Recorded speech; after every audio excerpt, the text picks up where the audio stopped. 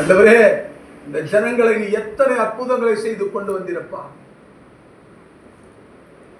இவர்களை வெளியே கொண்டு வருவதற்கு நான் பட்ட பாடு, அடிமைத்தனத்தை விட்டு கொண்டு வருவதற்கு நான் பட்ட கஷ்டங்கள், நான் பட்ட வேதனைகள், பார்வனோடு நான் போராடின காரியங்கள் எல்லாம் இவர்களுக்கு தெரியும்.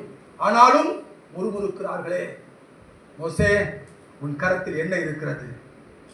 ஒரு கோல். அந்த கோலை எடுத்து தண்ணீரை அடி. தண்ணீரை அடித்தான் மோசே. தண்ணீர் இரண்டாக பிளக்கிறது. கிட்டத்தட்ட 600 ரதங்கள், பார்வோனுடைய ரதங்கள் உள்ளே நுழைகின்ற அளவிற்கு தண்ணீர் பிளந்து பிரிந்து போன தண்ணீர் குவியலாக 2 புறமும் மதிலை போல நின்று கொண்டிருக்கிறது. இஸ்ரவேல் ஜனங்கள் சந்தோஷப்பட்டார்கள். ஆண்டவர் கீழ்காற்றை வீச செய்தார்.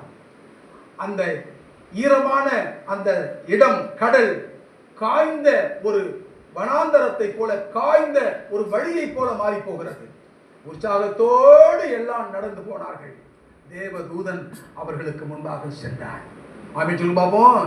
இந்த நேரத்திலே கடலிலே வழி உண்டானதை கண்ட பார்வோனுடைய சேனைகள், 600 ரதங்கள், ரதத்தை ஓட்டி வந்த வீரர்கள், அப்புறம் சண்டை போட வந்தவங்க, குதிரை வேலையாட்கள் எல்லாரும் சேர்ந்து கடலுக்குள்ள நுழைஞ்சிட்டாங்க. அவங்களும் நுழைஞ்சிட்டாங்க.